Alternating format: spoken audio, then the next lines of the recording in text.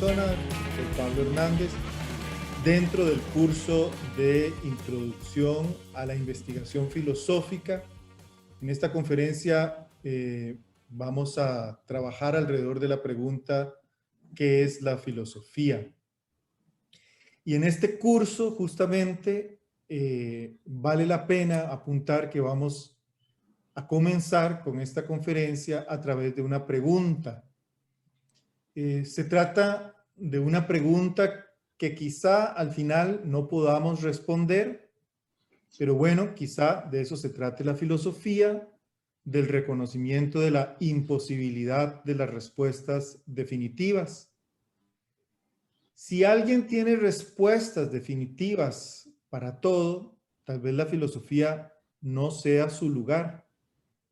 La teología o algunas ideologías parecen mejores sitios para alguien con la necesidad de encontrar verdades absolutas.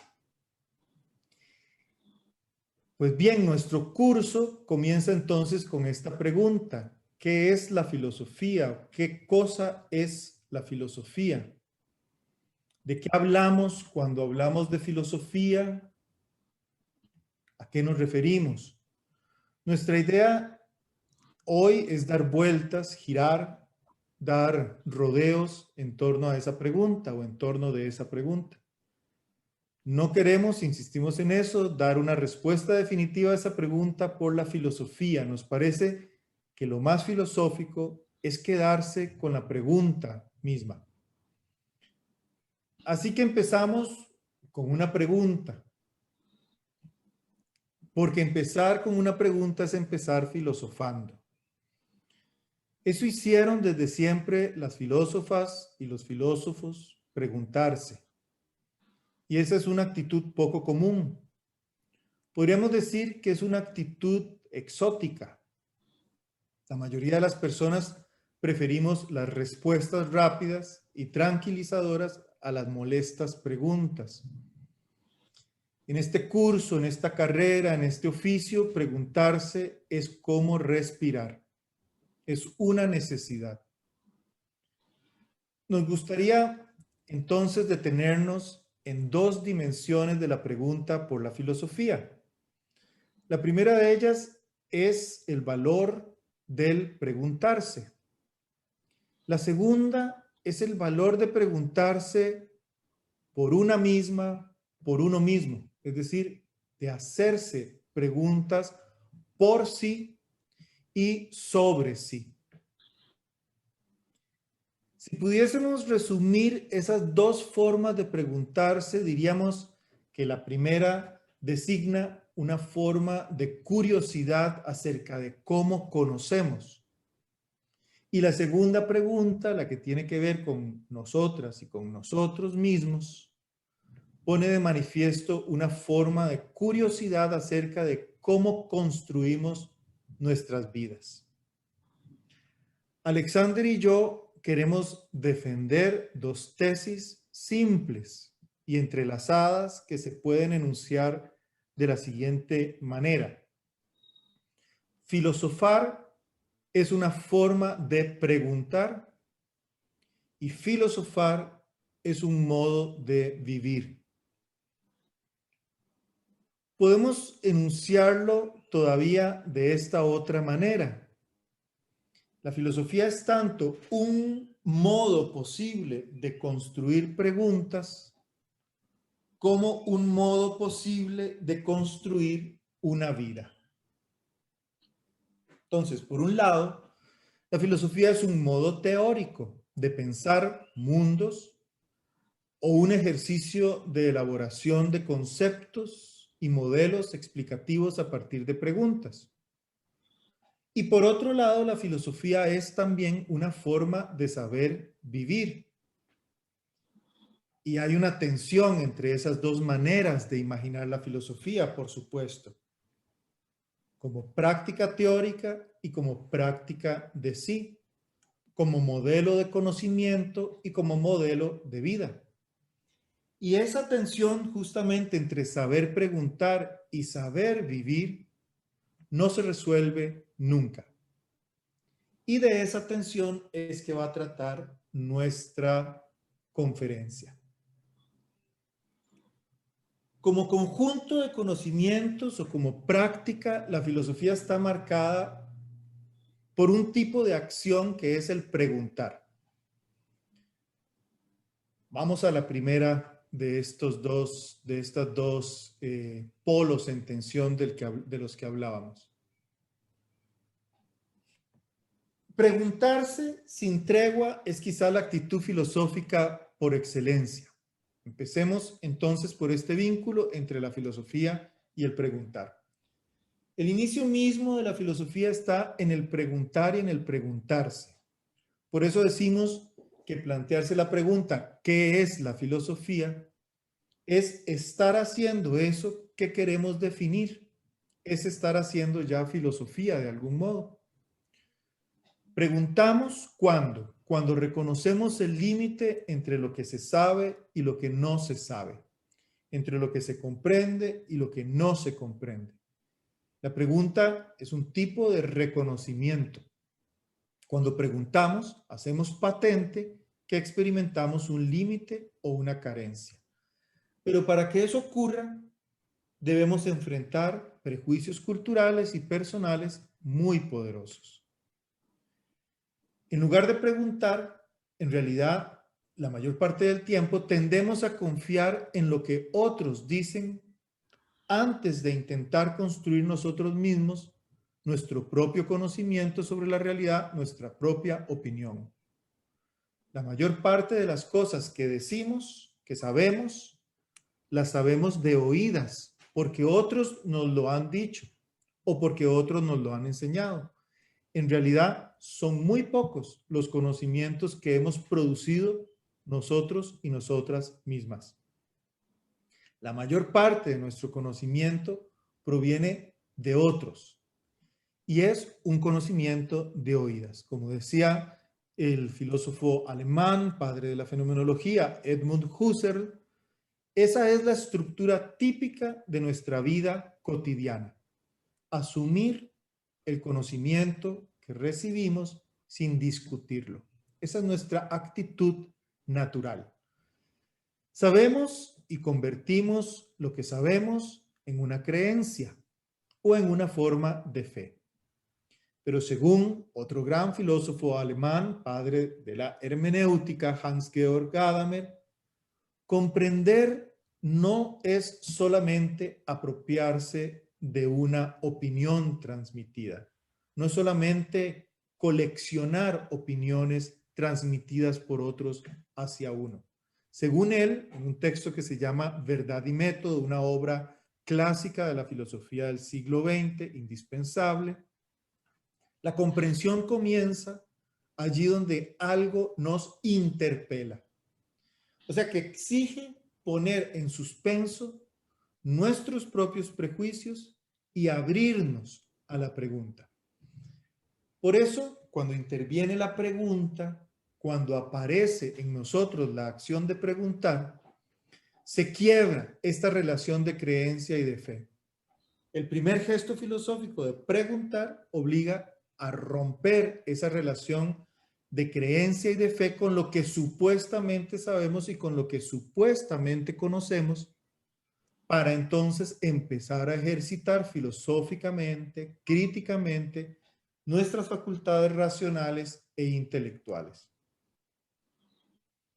Hay filosofar cuando el preguntar interrumpe el círculo de la creencia y de las creencias nunca sometidas a prueba.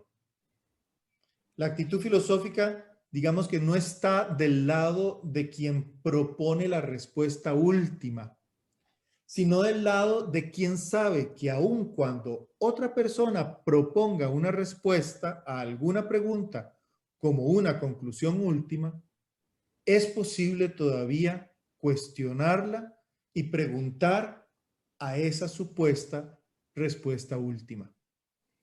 Es posible hacerle preguntas a las respuestas. Y esto es así porque nunca estamos en posesión absoluta de cuánto decimos. A veces no sabemos lo que decimos. Por eso tiene mucho sentido esta pregunta propuesta por Gadamer. Y lo cito en la página 638 de Verdad y Método. ¿Sabe realmente un autor con tanta exactitud y en cada frase lo que quiere decir? Los lectores sabemos y leemos y tenemos enfrente lo que el autor dice. Pero Gadamer se pregunta, ¿pero el autor sabe realmente con tanta exactitud y en cada frase lo que quiere decir? Entonces, plantear y hacer preguntas es la primera y la más básica actitud filosófica. Para salir de la monotonía intelectual a la cual tendemos. Los seres humanos tendemos a una monotonía intelectual. Es una actitud infinita el preguntarse, que no conoce final porque siempre es posible plantear una nueva pregunta. La filosofía, por eso, es un diálogo interminable, incancelable, que no se cierra nunca. Y la filosofía es un diálogo no cancelable porque tiene que ver con aporías. Aporías. En griego antiguo, el término aporía se usaba comúnmente para referirse a una especie de emergencia o a una carencia implicada en la emergencia. Antes de su uso filosófico, aporía significaba la aflicción de la persona que está en carencia cuando se encuentra desarmada ante la emergencia. De hecho, etimológicamente, se trata de la persona que se encuentra con una interrupción en su camino. Aporos, sin camino, sin vía. La difícil situación, entonces, de un viajero que de repente se encuentra con un bloqueo, con un obstáculo o con la desaparición misma del camino. El reto, la dificultad, la urgencia o la emergencia de un viajero que de repente es bloqueado en su andar por caminos difíciles. Eso era la aporía, la imposibilidad de encontrar una salida. Luego, la filosofía toma del lenguaje coloquial este término y lo convierte en concepto. Cuando aporía pasa del lenguaje coloquial al lenguaje filosófico, llega a significar el apuro que pasamos cuando nos hacemos preguntas sobre las cosas fundamentales, cuando llegamos al límite, cuando ya no hay comodidad ni certeza evidentes. Entonces, aporía no solo significa un elemento lógico del discurso, lo estudiarán ustedes y las estudiarán ustedes en sus cursos de lógica, sino que representa un elemento el mismo constitutivo del acto de preguntar. Esto recuerda mucho esa etapa infantil que todos y todas habremos vivido, en la cual aún osamos preguntar sin tregua, indefinidamente, llevando todo al límite. Cuando preguntamos por qué, por qué, por qué, llegamos a nuestro propio límite, nosotros, y llevamos al límite de su conocimiento a nuestros tutores, cuidadores o padres al preguntar insistentemente, incesantemente por qué. Cuando preguntamos incesantemente por qué, por qué, por qué, no ansiamos llegar a la respuesta, sino al límite en donde no hay comodidad ni certeza evidentes. Bien, entonces, hasta aquí esta primera dimensión de la pregunta por la filosofía, de la pregunta en la filosofía. Luego podemos volver sobre estos asuntos y profundizar más cuando establezcamos el diálogo y abramos la discusión. Ahora vamos a tomarnos un tiempo para considerar lo otro que anunciamos como propio de la filosofía, además del preguntar. Y eso otro es que la filosofía no solo tiene que ver con nuestras formas de interrogar al mundo y al mundo, sino también con nuestra forma de vivir. Y para eso le doy la palabra entonces a Alex.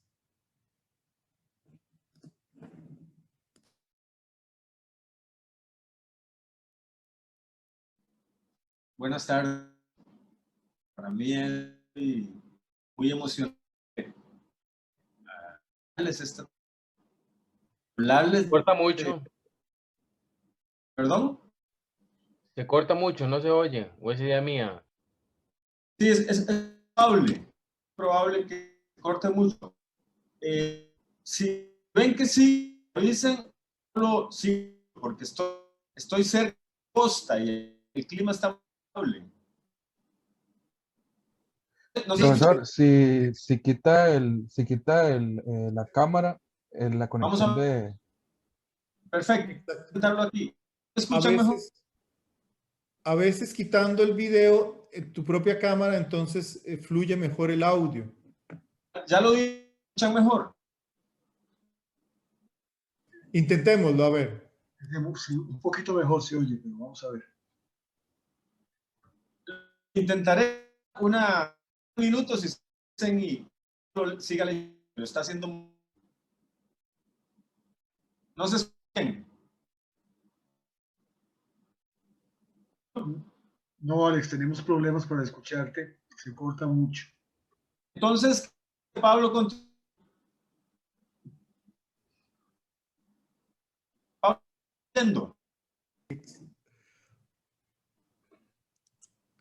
Continúo con el texto, Alex. sí. Muy bien. Pablo, lo que vas a leer es lo mismo que nos iba a decir Alex. Te pregunto nada más. Es probable en un gran porcentaje, pero no con el talento ni la gracia que él lo haría, obviamente.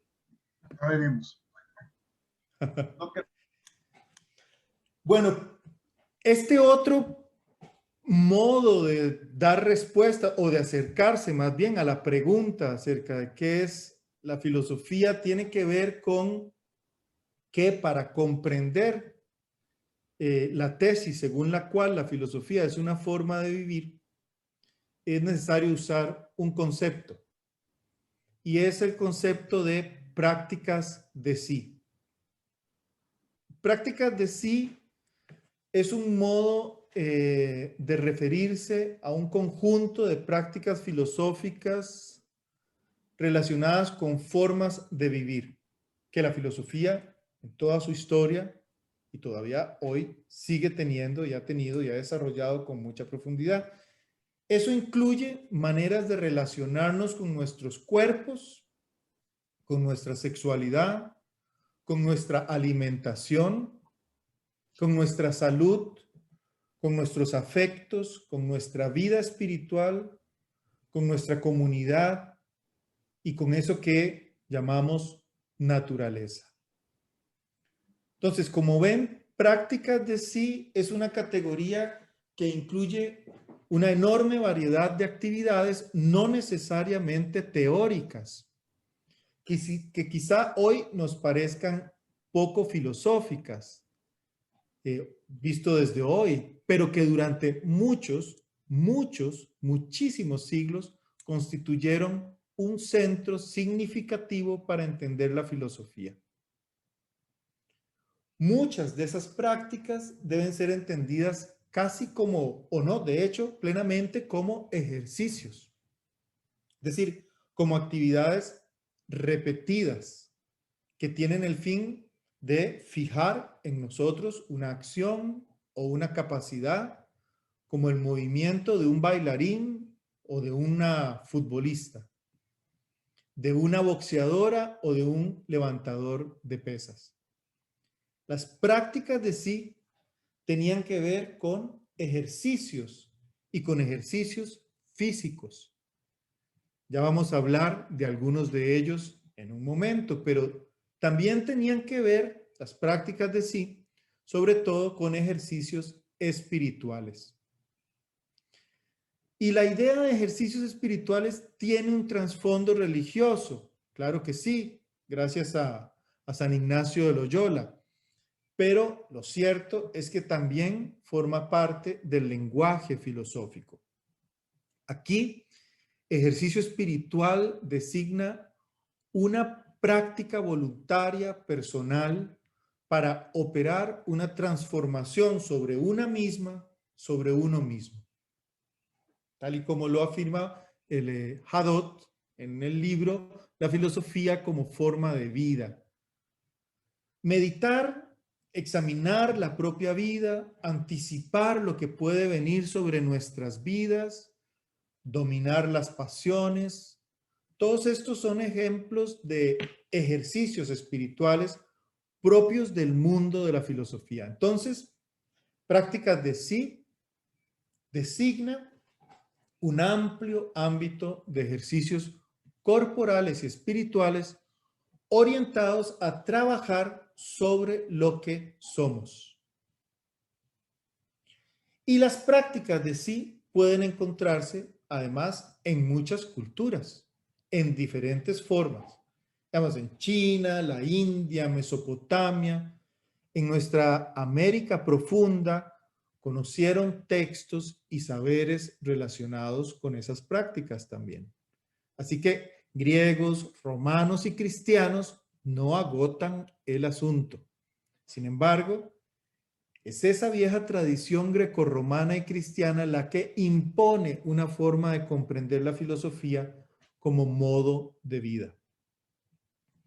Entonces, permítannos hablar de una tradición que ocupó esos 10 siglos que van del siglo V antes de Cristo al siglo V de nuestra era. En esos 10 siglos podemos observar una buena cantidad de escuelas filosóficas dedicadas a pensar y a escribir sobre la filosofía como una forma de vida. Hablamos de 10 siglos, no hablamos de los últimos 200 años de la historia industrializada de la modernidad, no. Hablamos de 10 siglos, del siglo V al siglo antes de Cristo, al siglo V de nuestra era. Nosotros nos detendremos en las que consideramos más interesantes e influyentes escuelas de esta época, las escuelas socrático-platónicas en los siglos IV y V antes de Cristo, y el estoicismo romano, una escuela filosófica que se desarrolló en los siglos I y II de nuestra era, lo que los historiadores llaman periodo del Alto Imperio. Estas escuelas filosóficas asumen que la filosofía tiene que ver con cómo construimos nuestras vidas. La manifestación más conocida de las prácticas de sí en el mundo de la filosofía es ya una vieja fórmula. Esa fórmula podemos enunciarla de la siguiente manera: conócete a ti misma, conócete a ti mismo. También podríamos enunciarla de esta otra forma: examínate a ti misma, examínate a ti mismo. Este llamado a conocerse aparecía en la entrada del templo de un dios, en la entrada del templo de Apolo, en Delfos, en Grecia. Conocerse para los griegos parece ser entonces la aspiración máxima del dominio de alguien sobre su propia vida. Esta fórmula entonces supone que solo quien se conoce puede dominar sus impulsos y deseos, gobernarse, ser virtuoso y florecer. Una de las primeras manifestaciones explícitas del llamado a conocerse aparece en la Apología de Sócrates, que es un diálogo escrito por un bastante joven Platón. En ese diálogo, Sócrates se presenta como maestro del conocimiento de sí y de algo que podemos llamar también el cuido de sí. Para Sócrates, la filosofía no es solo ni principalmente un trabajo teorético, sino sobre todo y antes que todo un modo de vivir y sobre todo también un modo de convivir. Según Platón, la principal preocupación de Sócrates era esa: ¿cómo vivir? ¿Cuál es el modo en que se debe vivir? Para Sócrates, la filosofía es el arte de vivir. Y ese arte de vivir consiste en preguntarse y conocer quiénes somos. Eso es evidente en la apología de Sócrates, como decíamos, y también en otro texto que se llama el Alcibíades. En este texto, que es un diálogo apócrifo de Platón, Alcibíades aparece como alguien que quiere gobernar la ciudad de Atenas, un joven con aspiraciones políticas. Se lo confiesa a Sócrates, se lo cuenta a Sócrates, y éste le convence de que si quiere gobernar es preciso primero que se conozca un poco. Aquí aparece la noción del conócete a ti mismo como una condición necesaria para dedicarse a la política, por ejemplo. Según Sócrates, toda esa ralea de jóvenes aristócratas que se mueren por gobernar, antes deben hacer un trabajo sobre sí mismos, conocerse y examinarse. Su estatus, su origen o fortuna no son suficientes para gobernar. Alcibíades es parte de esta jauría política voraz y ambiciosa. Sócrates lo interroga, como solía hacer, y Alcibíades acaba reconociendo que él mismo no sabe lo que dice. Sócrates aprovecha para decirle que está entonces en la edad para cuidar de sí mismo, más bien. A los 50 ya sería tarde, pero Alcibíades es joven y puede hacerlo. Aquí vemos que conocerse y cuidarse es algo ligado entonces al ejercicio del poder y es para jóvenes. Y queda claro que cuidarse y vivir bien es sobre todo aprender a conocerse, a conocer la propia alma. Esto es un centro, un corazón, una raíz teórica platónica. El sí mismo es el alma, el centro de uno mismo. Y el centro de sí no se conoce sin la mediación de alguien más, de un maestro o de una maestra.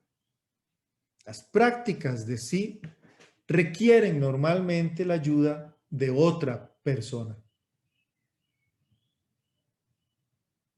Hasta aquí la primera idea entonces de las prácticas de sí, que consiste en el llamado a conocerse. Pero frente al llamado a conocerse, otras prácticas de sí quedaron olvidadas. Filósofas como Martha Nussbaum o filósofos como Michel Foucault o Pierre Hadot han mostrado que el conocimiento de sí es una práctica de sí. Y fíjense en la dualidad aquí no excluyente de conocimiento y práctica. Pero no es la única, ni es necesariamente la más importante. No se entiende bien el conócete a ti mismo si no se le coloca en relación con otras prácticas de sí, de tipo gastronómico, de tipo sexual, de tipo espiritual, de tipo físico, también de tipo estético, de tipo lingüístico, de tipo escritural y de tipo memorístico también. Varias de esas prácticas de sí aparecen en el pitagorismo. Los seguidores de Pitágoras tenían prácticas de sí muy, muy interesantes. Vamos a mencionar solo dos de ellas. Tenían una, la primera, que tenía que ver con la preparación purificadora para el sueño. Para ellos, entrar en el sueño es entrar en una región sagrada. Soñar mientras se duerme es experimentar la inmortalidad y la verdad, según los pitagóricos. Por eso debían prepararse para entrar en él, para entrar en el sueño. ¿Cómo lo hacían? Lo hacían oyendo música, oliendo perfumes y practicando el examen de conciencia. Porfirio cuenta en su texto Vida de Pitágoras que éste recomendaba cuidar especialmente dos momentos del día: el de irse a dormir y el despertar. En ambos había que examinar el recorrido del día. Los pitagóricos creían que así entraban más puros al mundo del sueño, según Porfirio cuenta. Los pitagóricos tenían otra práctica de sí, la segunda que les queríamos mencionar, que consistía en una prueba de contención y resistencia. Esta la cuenta Plutarco en un texto titulado El Demón de Sócrates. Plutarco cuenta ahí lo siguiente: por la mañana se deben hacer una serie de ejercicios físicos extenuantes y prolongados que abren el apetito. Una vez terminados, se sirven en unas mesas opulentas muchas comidas suculentas. La prueba consistía en ponerse frente a ellas para observarlas y meditar. Luego se llamaba a los esclavos para que comieran esas deliciosas comidas y los participantes de la prueba debían comer frugalmente la comida de los esclavos. Esto es puesto como parte del mundo religioso de los pitagóricos normalmente, pero también en los escritos de Platón hay ejemplos de pruebas, de retiros y de dominio del deseo, como Sócrates, por ejemplo, en el banquete, en una escena célebre de la historia de la filosofía y el pensamiento. Sócrates, en el banquete, en el diálogo de Platón titulado El banquete, se levanta de la fiesta desenfrenada en la cual todos quedan rendidos, y él, sobrio y en vigilia, se levanta y vuelve a la ciudad entero. Ahora, nos gustaría pasar más bien al mundo filosófico de los estoicos romanos, que casi todos ellos estaban ligados a la vida, además de un imperio, el imperio romano, poderoso, exagerado, voraz, opulento. Frente a eso, imagínense, los estoicos romanos proponen más bien una vida filosófica marcada por la autosuficiencia, el gobierno racional de los deseos o, en el límite, la erradicación total de las pasiones, la serenidad, el seguimiento del orden de la naturaleza. A diferencia del mundo griego, aristotélico, por ejemplo, el estoicismo romano está abierto a la presencia de discípulas y discípulos. En un libro titulado ¿Acaso también las mujeres deberían hacer filosofía?, Musonio Rufo dice que las mujeres poseen todas las facultades sensoriales, intelectuales y éticas para hacer filosofía. Esto lo cita Martha Nussbaum en el texto titulado La terapia del deseo. En la página 402 de este texto de Martha Nussbaum se cita esta interesantísima afirmación de Musonio Rufo. Para los filósofos del Alto Imperio, entonces, ocuparse de sí es un principio moral para todos y en todas las edades. O sea, trabajar sobre sí ya no es exclusivo del mundillo de jóvenes aristócratas de la Atenas de Platón, como vimos antes. Es un mundo ahora de gente de todas las edades que se ejercita y se acompaña en la práctica, en las prácticas de sí. Y aquí hay un giro, otro giro central, y es que ocuparse de sí, entonces ya no se orienta tanto al gobierno de los otros, como veíamos con el ejemplo de Alcibíades, sino que se orienta al gobierno de sí mismo. Por último, trabajar sobre sí no es solo conocerse ahora. Designa más bien un conjunto de prácticas. Algunas de estas, por supuesto, tienen que ver con ejercicios ligados al conocimiento de sí. Pero en esta otra época la cosa va más allá y se expresa en metáforas médicas, como por ejemplo la metáfora de curarse a sí mismo. Hay muy pocas escuelas filosóficas que han insistido tanto en la analogía entre filosofía y medicina como la de los estoicos. Los estoicos les gustaba hacer esa analogía entre medicina y filosofía insistentemente. Pero entonces va más allá del conocimiento de sí. Se expresa esto en metáforas médicas como la de curarse. Se expresa también en metáforas jurídicas como liberarse o emanciparse, o sea que con las prácticas de sí se consigue la liberación y la emancipación. Religiosas también, como rendirse culto o honrarse a sí mismo y a sí misma. Entonces ven que hay un alcance más heterogéneo durante los estoicos de eso que llamábamos las prácticas de sí. Pues bien, los estoicos romanos asumen que ese giro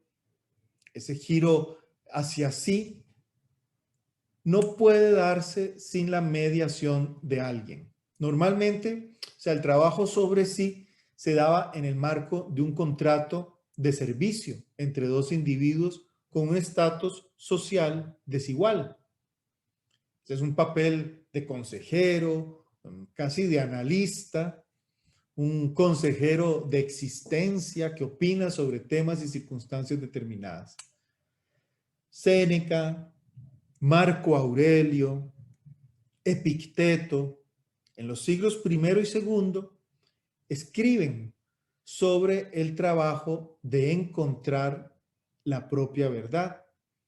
Y ello supone una libertad que se conquista en el trabajo tenso y diario sobre sí, pero siempre con la mediación, con la compañía de alguien más. Y esto es muy importante para entender qué estamos haciendo aquí todos nosotros y nosotras juntos a través de esta pantalla también.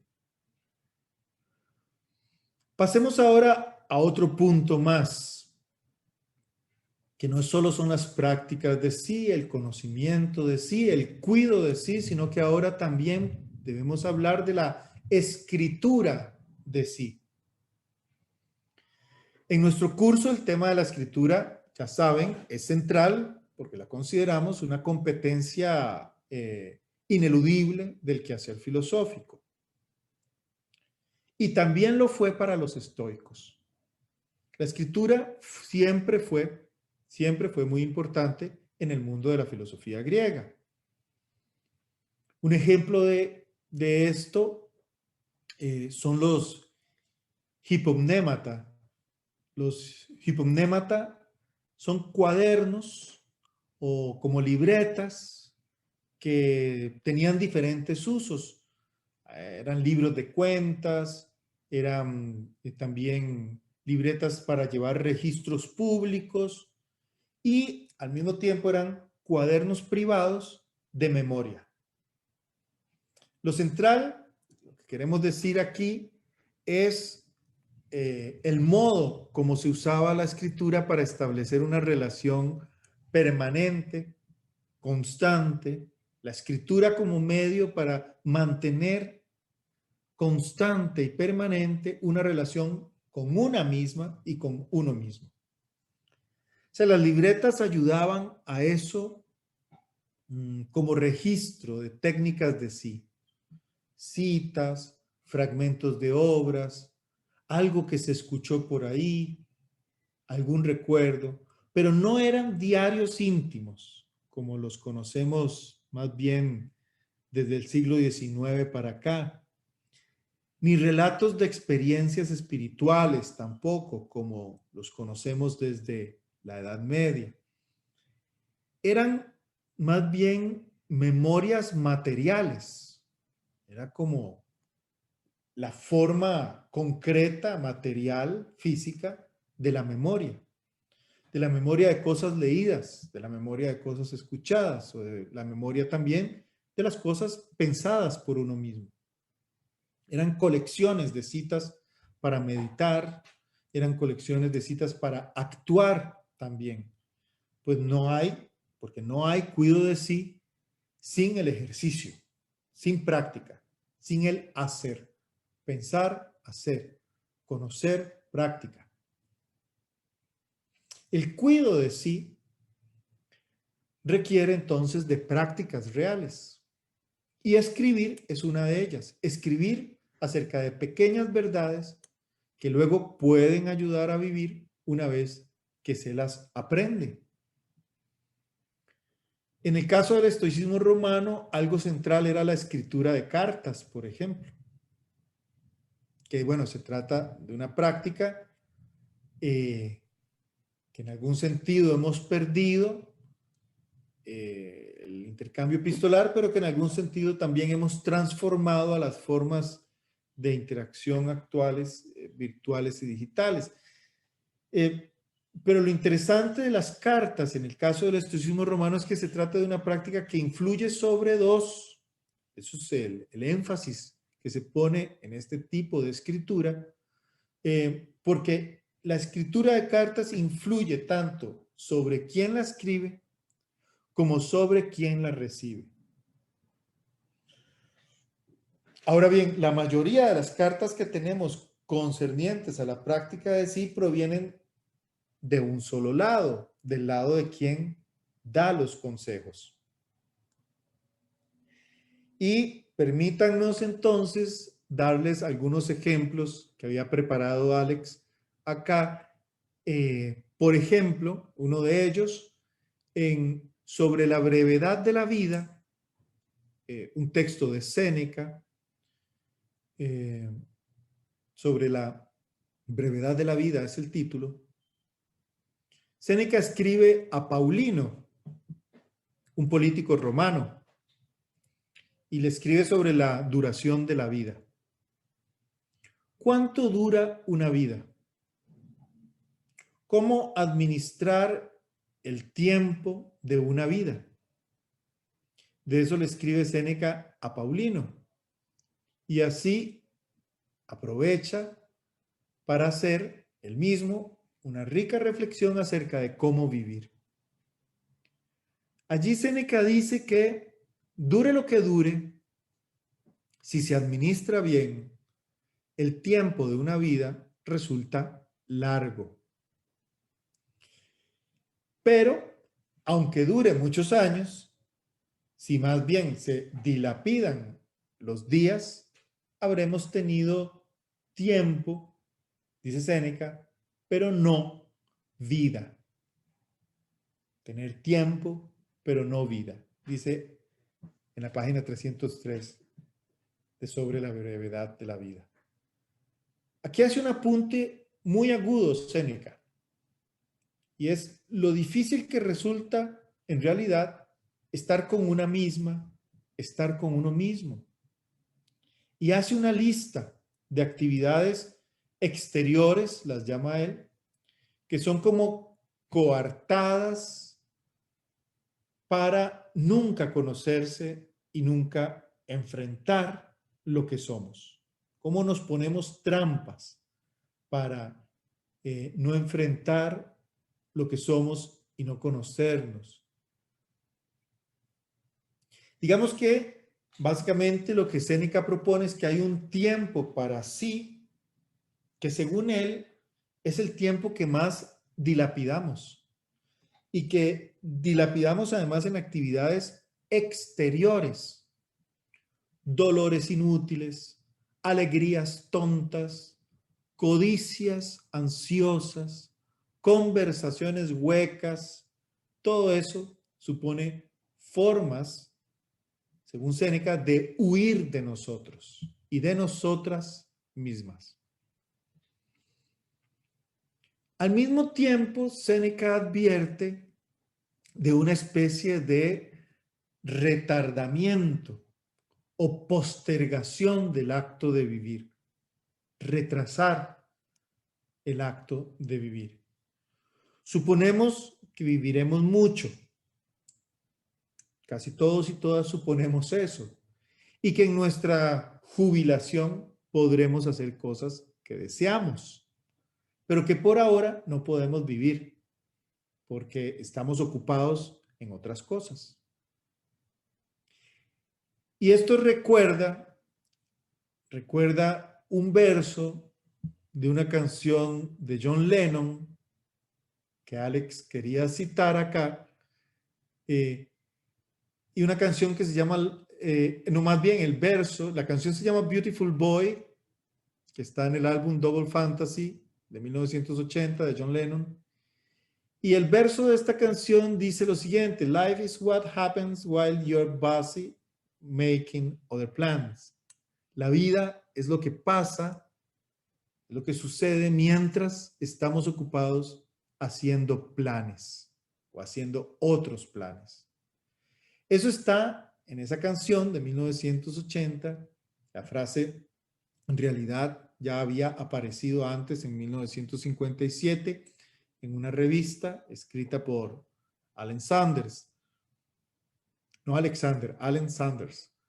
Lennon, como ven, también habla, como Séneca, de ese error de postergar, de dejar para después el acto de vivir o lo que se ha de vivir. Y frente a esa postergación de una vida, afirma Séneca que algunos quieren empezar a vivir entonces cuando ya es demasiado tarde, cuando ya es muy tarde.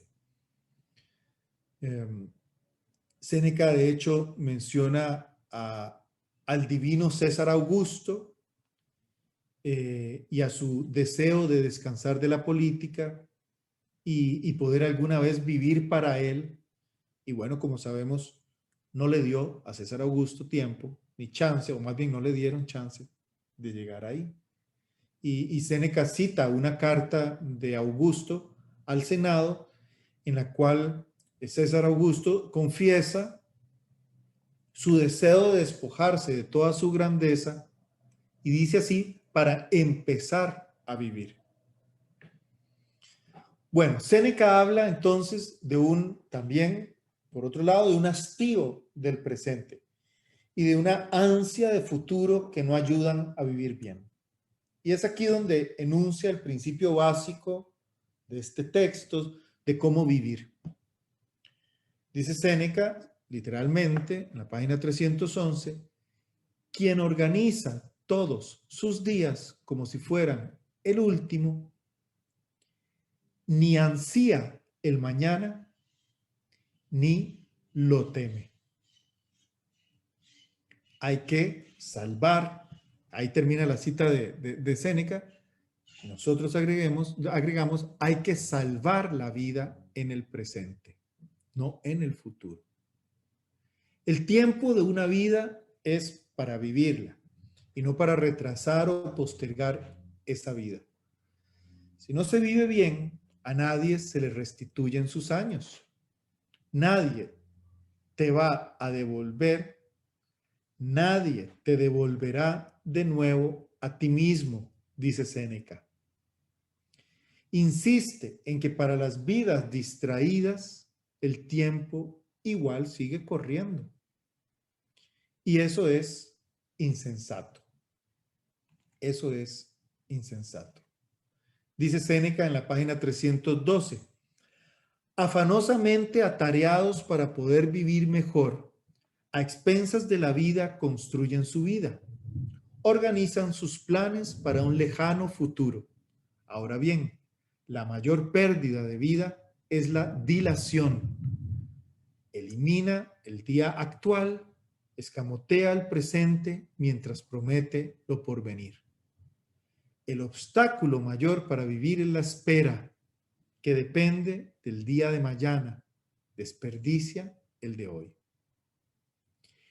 Fin de la cita. En un momento de síntesis brillante, otro momento de síntesis brillante, Séneca dice esto otro. Dice, todo lo que ha de venir está en entredicho. Vive el día. Y aquí, en realidad, está citando a Virgilio, el famoso, en las Geórgicas, el famoso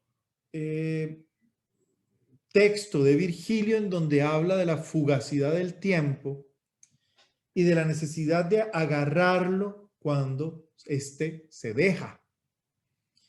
Dice Virgilio, citado por Séneca, contra la fugacidad del tiempo hay que competir con la celeridad en emplearlo.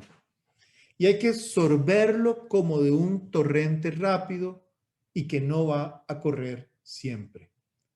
El día lo pierden por esperar la noche por temer al alba.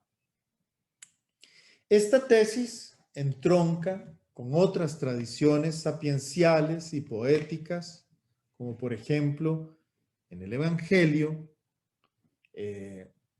cuando se afirma que a cada día le basta su propio afán. Vean las aves del cielo y los lirios del campo. Nada les falta, dice Mateo 25 al 34. Y esto también recuerda, por supuesto, ya a todos y a todas les habrá sonado también, al Carpe Diem de Horacio. No pretendas saber, pues no está permitido el fin que a ti y a mí, Leucónoe, nos tienen asignados los dioses. Ni consultes los números babilónicos. Mejor será aceptar lo que venga, ya sean muchos los inviernos que Júpiter te conceda, o sea este, el último, el que ahora hace que el mar Tirreno rompa contra los opuestos escollos. Sé prudente, filtra el vino y adapta al breve espacio de tu vida una esperanza larga. Mientras hablamos, huye el tiempo envidioso.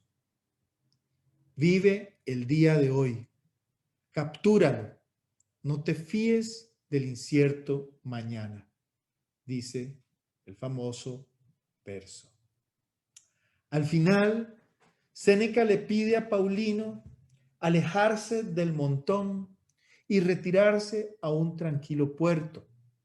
Le dice que la mayor parte de su vida, la mejor sin duda, la ha consagrado a la política y ahora debe tomar también algo de su tiempo para sí. Hasta aquí con Séneca y sus cartas, cartas dirigidas por un maestro a un discípulo. Lo usual entonces es esto, un maestro que escribe para sugerir o guiar lo que ha de hacerse. Ahora queremos leerles una carta que es un tesoro, pues está escrita no por un maestro, sino más bien por un discípulo. Es una carta de Marco Aurelio a Frontón. Está en el libro sexto de las cartas de Marco Aurelio. Marco Aurelio, que vivió del 121 al 180 y que gobernó el Imperio Romano durante 20 años, entre el 160 y el 180, y que fue además uno de los emperadores más especiales, considerado de los emperadores buenos, como Adriano y otros de esta generación de emperadores. Y además Marco Aurelio era un estoico que era admirado por sus meditaciones. Y aquí la verdad es que no sabemos si tenemos otro caso de un filósofo o de una filósofa que haya gobernado uno de los imperios más poderosos de la historia. Bueno, Marco Aurelio es este caso. Marco Aurelio estudió retórica griega y retórica latina con Marco Cornelio Frontón, que vivió del 100 al 170. Frontón, Marco Cornelio Frontón, era su maestro. Y luego pasó a ser su consejero y también su amigo. En ese marco de relación profesional y afectiva entre Marco Aurelio y Frontón, Marco Aurelio le escribe cartas a Frontón. Le escribió bastantes. No estaban pensadas para ser leídas por alguien que no fuera Frontón. Es decir, Marco Aurelio nunca imaginó que estas cartas serían leídas por alguien más, por nosotros, por ejemplo, y nosotras. En ellas le pide libros, le pide consejos y le pide ejercicios también, en un tono muy afectuoso. Y vamos a leer una carta de Marco Aurelio a continuación, que es la número 6 de Marco Aurelio a Frontón. Y dice así: nos encontramos bien. Yo dormí poco debido a un pequeño escalofrío que, no obstante, parece haberse calmado. De modo que pasé el tiempo desde la hora 11 de la noche hasta la 3 de la mañana, en parte leyendo La agricultura de Catón y en parte también escribiendo. Por fortuna, menos que ayer. Luego, saludé a mi padre, tragué agua con miel hasta el gaznate y la devolví al punto, de modo que me suavicé la garganta.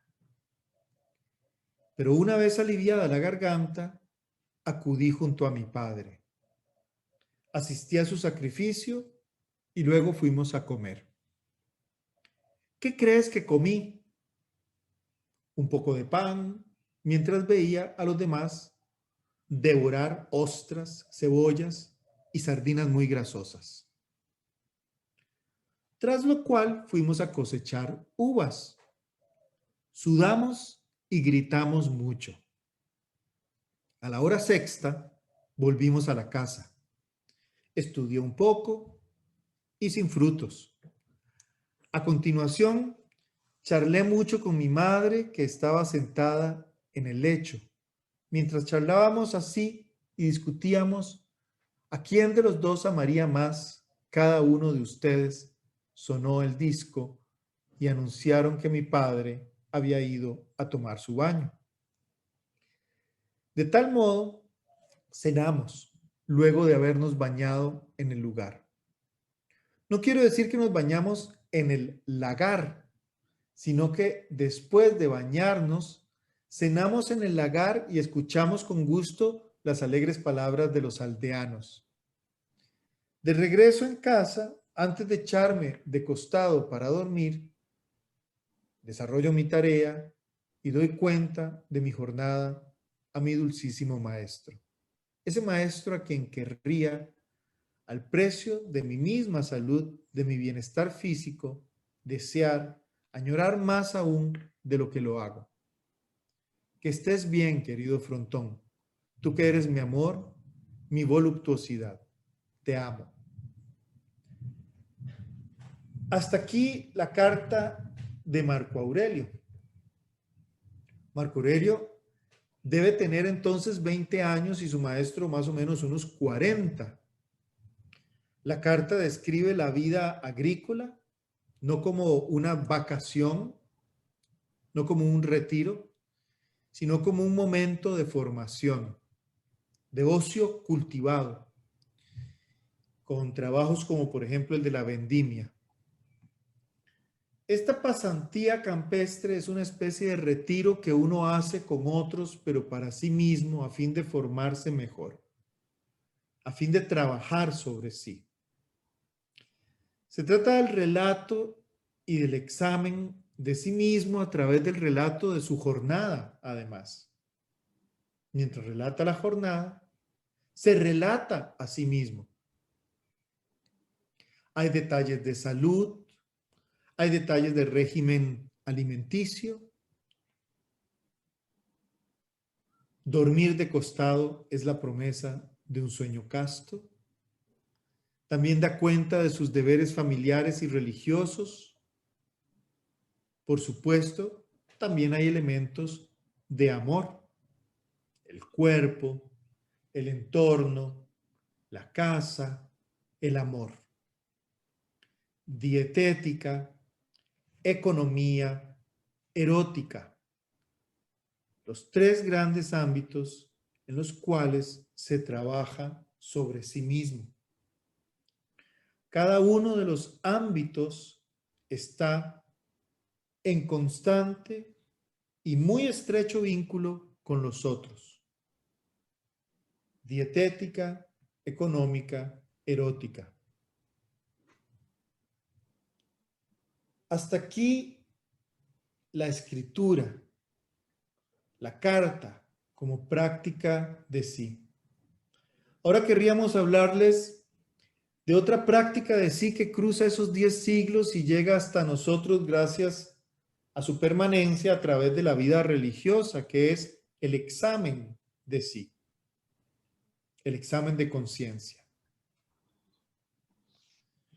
Séneca decía, todos los días apago la lámpara y me recojo en mí mismo y me doy cuenta de mi jornada.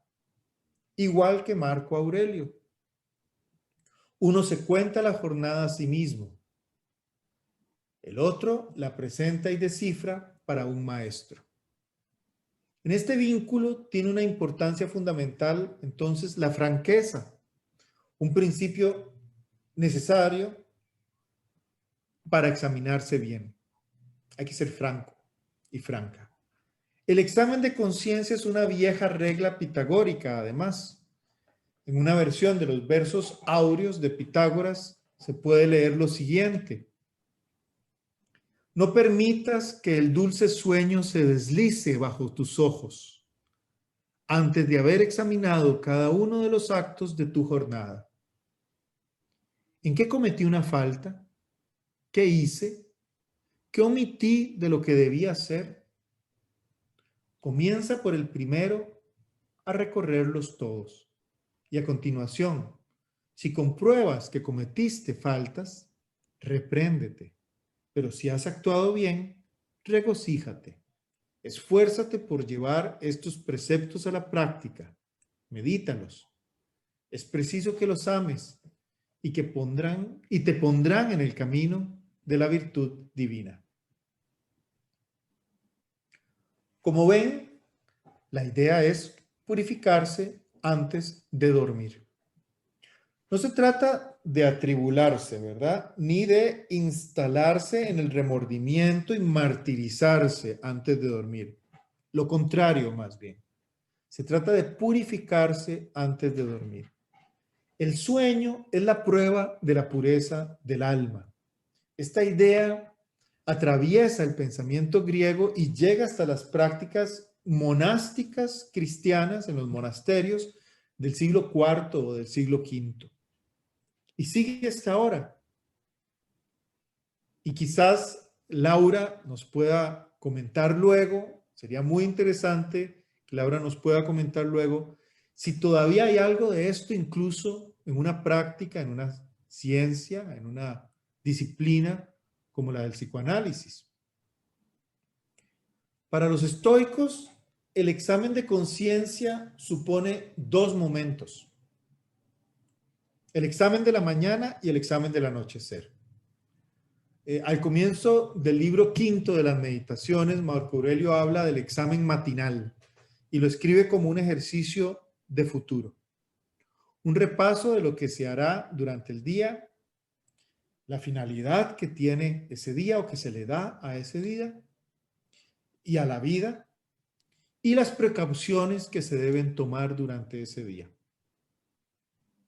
El examen nocturno tiene formas y funciones más bien diferentes. Por ejemplo, en el de ira o sobre la ira, Séneca propone que en silencio y en calma alrededor uno debe repasar lo que se hizo. Sin indulgencia consigo mismo, uno debe adoptar la actitud de juez y de acusado. Sobre todo, acciones como herir a los amigos, herir a la familia o a los compañeros. Perder el tiempo intentando convencer a gente un poco bruta, eso dice Séneca. No ser violento, no perder el tiempo. Como ven, no se trata de atribularse, ni de reprocharse, ni de martirizarse a sí mismo, cosas, con sus cosas, sino de aprender a trabajar sobre sí. En esas prácticas ascéticas es importante escuchar, es importante saber escuchar, y tiene muchísimo valor el silencio también. En su tratado sobre la charlatanería, Plutarco dice que el silencio tiene algo de profundo, tiene algo de misterioso y tiene algo de sombrío. No, de sombrío Sobrio. no, de sobrio. Sobrio. De sobrio, no de sombrío, de sobrio. A mí, yo le agregaría sombrío también, pero Plutarco no se lo agrega. Según Plutarco, en el charlatán, el oído nunca se comunica directamente con el alma. Se comunica directamente con la lengua.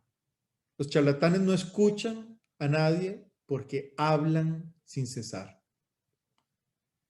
Y también importa, por supuesto, saber leer.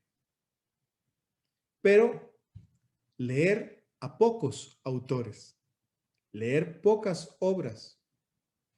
Y en ellas, en esas pocas, leer pocos textos, leer pasajes esenciales. Séneca, incluso en La tranquilidad del alma, el texto que se titula La tranquilidad del alma, dice que una profusión de lecturas estorba al espíritu. Lo mejor es consagrarse, dice Séneca, a una pequeña cantidad de autores y meditar en sus verdades para hacer uso de ellas cuando llegue el tiempo propicio.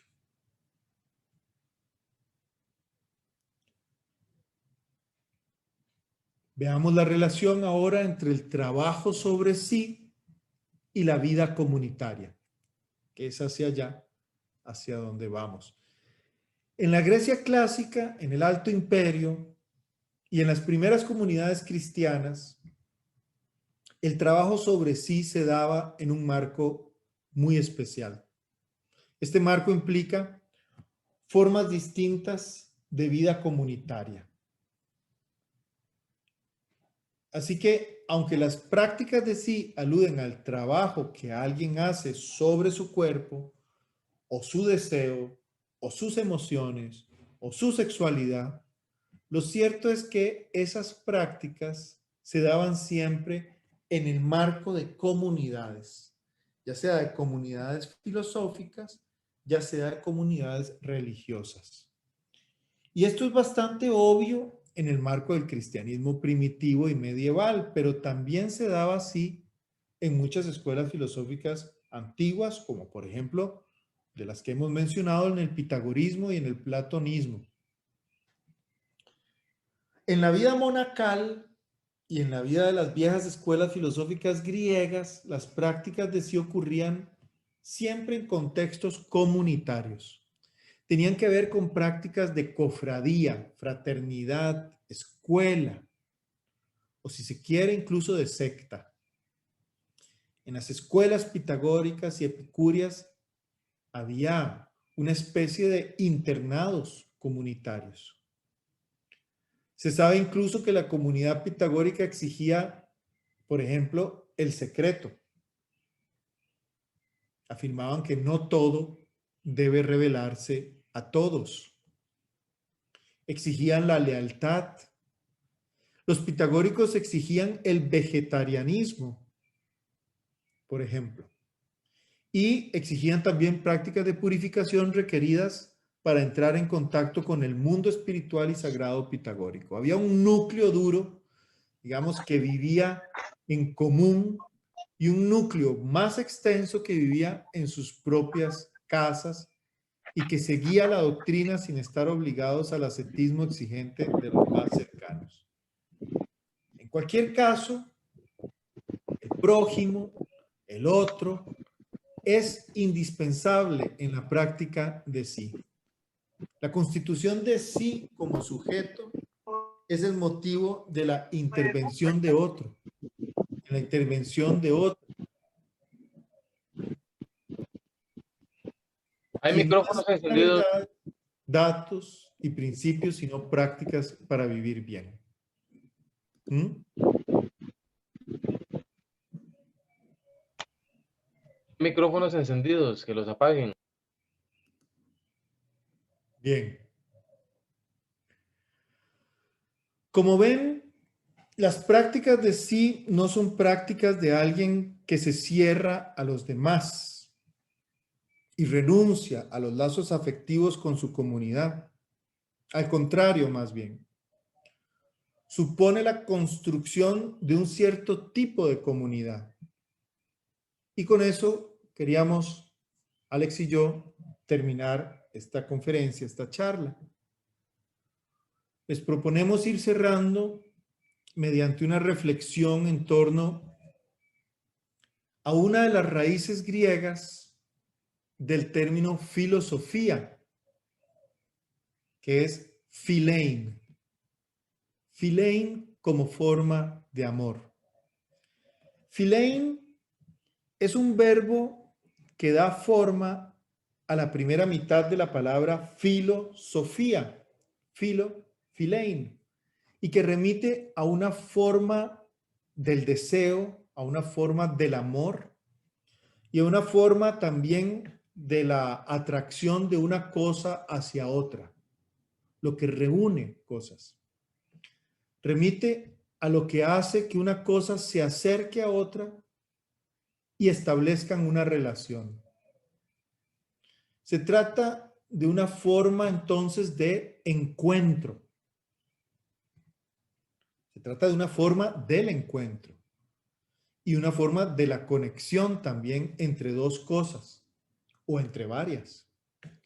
Y es a final de cuentas el nombre entonces de una relación. Es común traducirlo, y ustedes lo van a encontrar infinidad de veces mencionado esto, que comúnmente se le traduce con el nombre de la relación específica que llamamos amistad. La relación filial, ¿no? La relación entre pares o entre iguales. No es la relación entre una cosa y lo que es superior a ella, ni tampoco es la relación de una cosa y lo que es inferior a ella. Philein refiere a la relación de una cosa con otra cosa que se considera igual, par. Incluye, por supuesto, como ya hemos mencionado, una forma de deseo y una forma de amor. Pero con esa forma de amor que es el amor no por lo que nos supera, ni por lo que es menos que nosotros, no es el amor por lo que queremos poseer, ni por aquello con lo que nos queremos fundir y confundir, ni por aquello que deseamos imitar, sino que es el amor por lo igual, el amor por lo que es par. Mientras que Sofía, el término que da forma a la segunda mitad de la palabra filosofía, es un término un poco más difícil de definir y de traducir, pero remite a la capacidad que alguien podría tener sobre una cosa, la capacidad de poder hacer alguna cosa. Algunas veces está relacionado con la experiencia, otras veces está relacionado con la habilidad práctica. Sofía. Sofía es un término que tiene que ver con el haber aprendido a hacer algo o con el saber bien hacer algo, más bien. Lo interesante entonces es preguntarse, ya vamos terminando, ¿en qué medida y de qué forma el término Philein modifica y modela el sentido del término Sofía? ¿Y en qué medida y de qué forma el término Sofía modifica y modela el sentido del término Philein cuando ambos se reúnen en la palabra filosofía?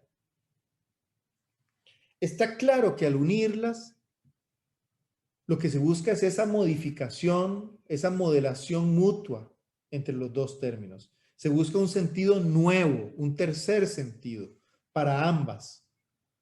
El sentido nuevo que solo pueden tener cuando se reúnen en un solo término. Ya Sofía no seguirá significando lo mismo, ni Philein tampoco. La palabra filosofía busca intencionalmente esa alteración de sentidos. Esto es lo interesante del término filosofía. No es simplemente, como la gente repite, yo diría neciamente, amor por la sabiduría o amar a la sabiduría. Hay que preguntarse más profundamente, ¿qué tipo de amor es este Philein? Y tampoco se trata de la sabiduría en abstracto. Hay que preguntarse a qué tipo de sabiduría se refiere Sofía. Y luego preguntarse cómo se alteran mutuamente estos términos juntos en la palabra filosofía. Philein y Sofía implican un tipo de relación. La relación entre pares. Implican un tipo de posesión que es la compañía o el acompañamiento. E implican un tipo de temporalidad, que es la temporalidad del camino, del trayecto, del curso o del transcurso. Filosofía no indica una relación que fundamenta una posesión que se obtiene y que se mantiene, sino más bien un acompañamiento en el camino. El término Sofía está relacionado con una habilidad, de hecho, con una habilidad ejercida en el hacer, es decir, con algo que se practica, como hemos estado hablando todo este rato, y que se despliega en el tiempo dentro de su propia acción mientras se hace. Sofos, como se dice normalmente, sabios, digamos, eran en la antigua Grecia el artesano y el legislador. Sofos era el político y el vidente. Hasta alguien que se hace experto y pretende dominar la vida por medio de la ciencia también es Sofos. Esa idea de sabiduría tiene que ver con el ejercicio, tiene que ver con la práctica de sí, tiene que ver con una actividad mientras se sostiene en el tiempo. Por lo que la filosofía no es el camino o la receta o el mapa o la ruta para llegar a ser sabio, filósofo o filósofa, sino que es más bien el saberse hacer acompañar de la sabiduría como una amiga, como una compañera en el trayecto o camino de la vida. Filosofar tiene que ver entonces con la claridad que podemos tener en la vida entendida como un camino, cuando nos sabemos hacer acompañar por la sabiduría y no con la posesión de la verdad o de una verdad. Y eso indica que en el inicio mismo de la filosofía ya hay una aporía. Recuerden que, como dijimos al inicio, de ella nunca nos vamos a librar. El ser humano no puede llevar su vida sin conocimiento. Pero resulta que nadie posee plenamente el conocimiento. Los griegos nos enseñan la primera aporía. No se puede llevar una vida sin conocimiento, pero resulta que nadie posee en sí mismo todo el conocimiento necesario para llevar un modo de vida sabia, plena, completa ni totalmente dominada. Esto marca el inicio del pensar filosófico en la antigüedad. Y esta es una de las más maravillosas dimensiones de estudiar filosofía, creemos nosotros. El trato personal, el trato íntimo, cercano, que tenemos con los pensadores y las pensadoras del pasado, como si estuvieran aquí con nosotros, como si fueran presentes. Nosotros y nosotras podemos hoy discutir con Platón o con Aspasia de Mileto. Podemos discutir con Heráclito de Éfeso o con Hiparquia de Maronea, con Hipatia de Alejandría o con Santo Tomás, con Descartes, o con Margaret Cavendish o con Mary Wollstonecraft. Podemos dialogar con Franz Hinkelamer o con María Teresa López de la Vieja o con Marta Nussbaum. Podemos dialogar con Mario Salas, con Adrián Ramírez, con Alex Jiménez, con Pablo Hernández y con Laura Álvarez y con Elsa Siu. Y en esa discusión siempre construimos una cercanía con algo que ha sido pensado por alguien y escrito.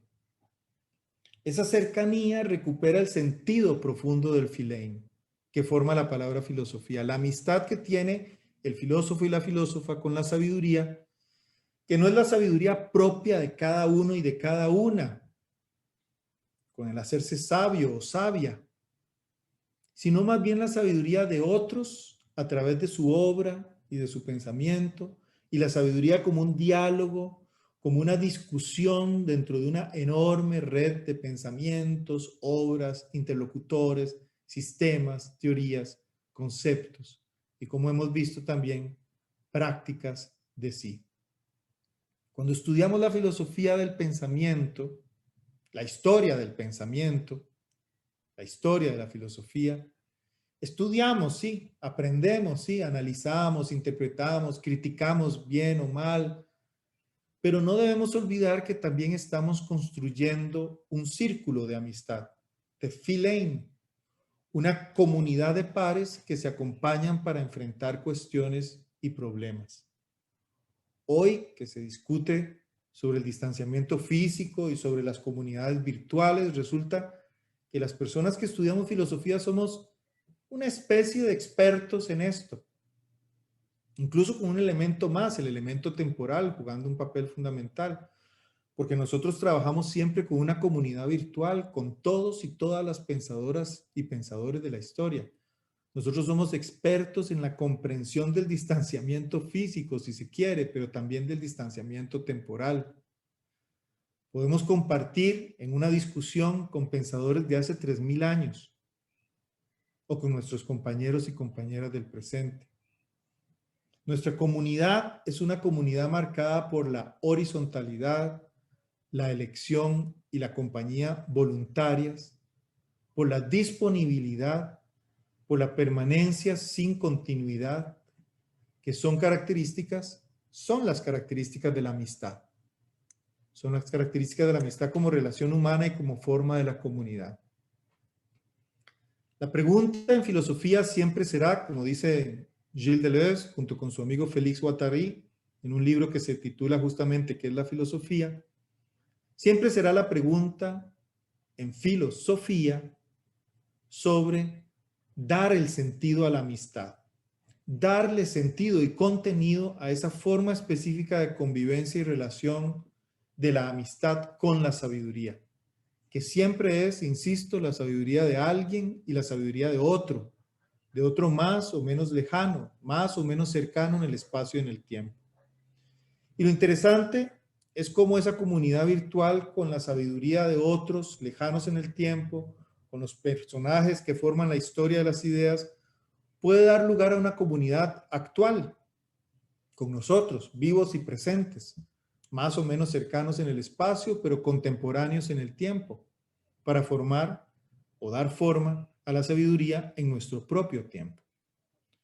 Así que no solo tenemos la comunidad de la historia de las ideas y la historia del pensamiento, sino que nos tenemos a nosotros en el presente.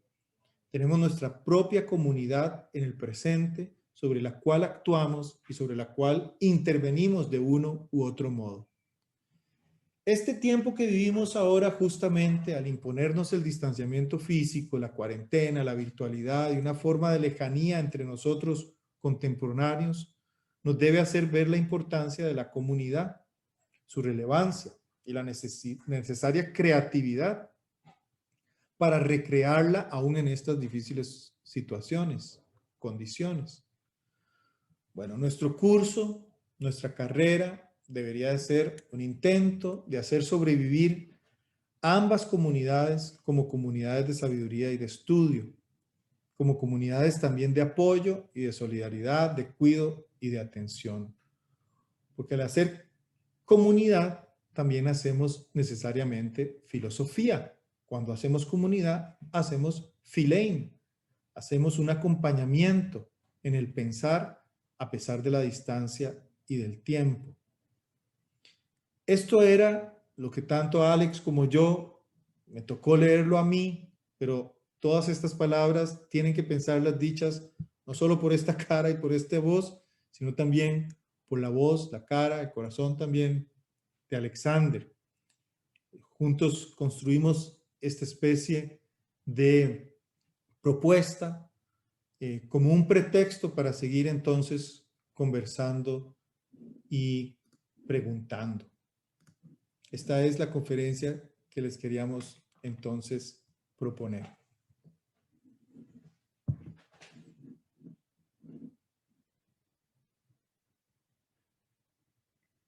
Alex, ¿será que puedes?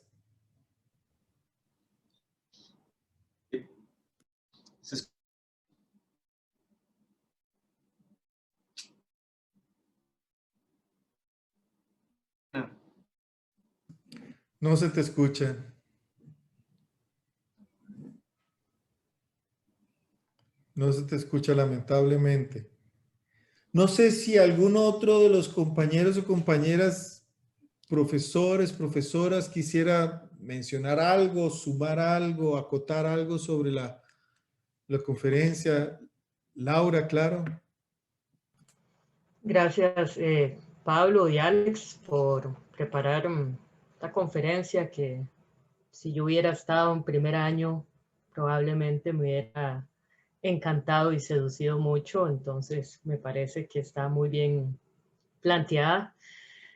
Quisiera agregar, viniendo de otra disciplina, porque mi formación en filosofía es doctoral y yo estudié psicología de base, que esta apuesta por la pregunta y por el cuestionamiento constante, en principio lo que recorre el conocimiento en general, que claramente esto proviene de la filosofía en sí misma, porque las distinciones disciplinarias son más tardías, sin duda. Pero sí quisiera justamente recalcar, y creo que se hizo de una forma bastante enfática, de que en el momento en el que creamos que hay verdades absolutas, estamos dando un paso fuera, no solo del conocimiento, sino de cualquier apuesta científica. Y en esta línea, el plantear que existen autores o autoras que tendrían la verdad última, pues habría que siempre sospechar de ese tipo de afirmaciones y más bien seguir apostando a poder cuestionar e ir ampliando nuestros espectros de discusión. Esto me parece que es fundamental en todo momento y también para la vida, porque esa parte también me resonó bastante. En mi trabajo, claramente el cuestionamiento hacia la propia idea del yo es fundamental. En el psicoanálisis partemos del principio de que el yo no manda en su propia casa y que claramente el que diga que yo sé o yo puedo hacer algo sin ningún tipo de duda de sí, pues está en una posición dogmática y cuasi religiosa. Entonces agradezco mucho que se haya iniciado este curso de esta forma y bueno, quedo también abierta si alguno o alguna quiere hacer algún tipo de comentario o pregunta. Sí, es muy interesante. Bueno, Alex escribe en el chat, ya que no podemos escucharle su voz justamente,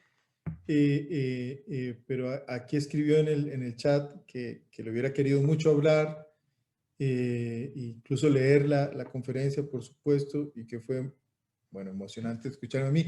Claro, yo fui alumno de Alex. Alex en algún sentido fungió como Mario también, y lo mencionaba Adrián el primer día de clases, en algún sentido como maestros durante mis estudios también en filosofía.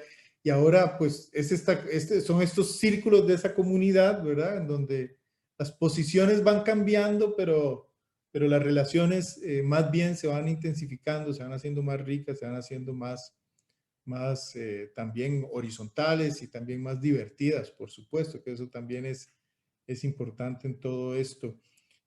Una cosa que decía Laura es muy interesante, porque tal vez lo que dijimos puede sonar en un tono un poco idealizado de eso, pero el fin no es darle un contenido idealizado a esto, sino de la filosofía y a todos estos elementos que la componen heterogéneamente y que no dejan que finalmente que nadie dé una definición de la filosofía que nos satisfaga a todos universalmente. Y es que esto es un juego también y se manifiesta en las diferentes etapas de la historia, a veces como un juego que ronda mucho con lo retórico, que ronda mucho con que juega mucho con la autoridad de tomar la palabra, de hablar, de dar algo a leer a otros. Y es muy interesante porque uno cuando toma un libro de filosofía, sobre todo de los libros clásicos de los que todos vamos a leer, uno descubre que los autores escriben y a través de lo que escriben hablan como si ellos tuvieran la verdad, ¿verdad? Es decir, algunos autores dicen, bueno, lo que dijo fulanito es una tontería, esa teoría es falsa y mi teoría es la verdadera sobre esta pregunta, sobre este problema. Pero eso es parte del juego, ¿verdad? Es decir, aún en los filósofos, yo creo que con más intensidad a veces proponen sus tesis o sus teorías, sus andamiajes como verdades. El proponerlas como verdades es parte del juego porque se sabe que así se están provocando más preguntas, más bien. O sea que la respuesta de los receptores de esa teoría van a estar más incitados a preguntarla, a interrogarla, a cuestionarla, ¿verdad? Aun cuando se esté afirmando como si fuese verdadera. Más bien es como una provocación a la pregunta, al preguntar o al cuestionarse cuando se propone alguna teoría o alguna tesis como verdadera. Eso es muy interesante como esa historia, bueno, además es una historia larguísima, ¿verdad? Es una historia tremendamente larga y podemos encontrar todo tipo de cosas y de estilos y de juegos y de formas en toda esa historia. Marito Salas. Bueno, nada más, Pablo, quería felicitarte y felicitar a Alex también, porque entiendo que Alex también participó en la elaboración. Fue una conferencia maravillosa, estoy muy satisfecho. Y al igual que Laura, les digo a los dos que cuando yo era estudiante me hubiera gustado que me recibieran en la carrera con una conferencia como esta. Entonces, sí, hay muchas cosas que decir y espero que el próximo jueves tendremos ocasión de discutir y de seguir profundizando en los diversos aspectos de esto que ustedes nos han propuesto hoy. Muchas gracias. Gracias a vos, Mario. Gracias a vos. Bueno, si les parece, dejamos aquí el día de hoy. Yo voy a guardar el chat porque mientras iba hablando y ahora me estoy dando cuenta de que el chat está nutridísimo de intervenciones, de comentarios, de preguntas, de inquietudes, y vamos a trabajar entonces a partir de ellas. La próxima clase vamos a dejar, como bien recomendaban, parte de los textos que Alex con tan buen tino eligió, de los pensadores griegos, de los pensadores estoicos, y las referencias también a los primeros cristianos. Como recomiendan, pues hagamos una pausa en la jornada,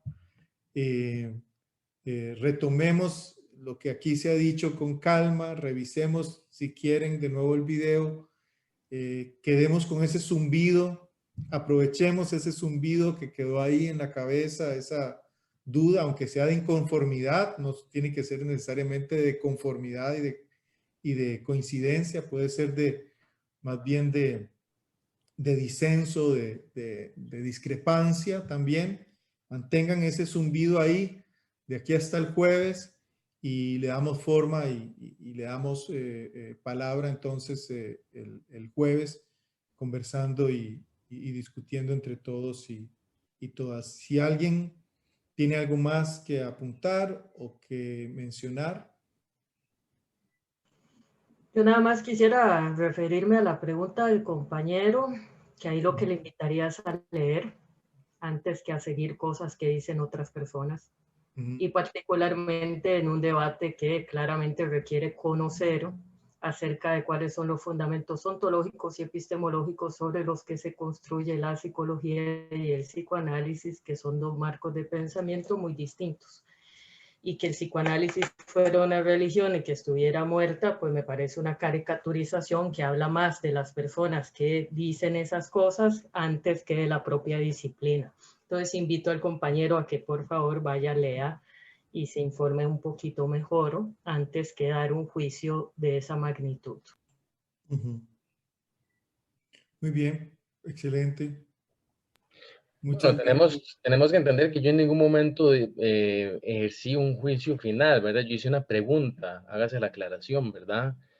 Exacto, esa pregunta la podemos perfectamente entonces retomar y discutir con toda tranquilidad y extensión entonces el jueves. Como le digo, esta y otras preguntas y otras intervenciones que veo que son numerosas en el chat, son todas valiosas de retomar, de contestar y de ir construyendo ese diálogo que por supuesto que tiene también la característica o la condición de ser una discusión. Y eso es lo interesante de todo esto. Entonces, nos vemos el jueves a la 1:00 p.m. De nuevo, muchas gracias por la atención. Disculpen que no tenemos, digamos, una sesión entera más larga para hacer la discusión en caliente de una vez. Tomemos la recomendación clásica, la recomendación de los sabios y las sabias antiguos y démonos una pausa en la jornada y retomemos el jueves. Muchas gracias. Nos vemos. Hasta luego. Nos vemos. Buena tarde. Muchísimas gracias. Gracias. 10 de 10.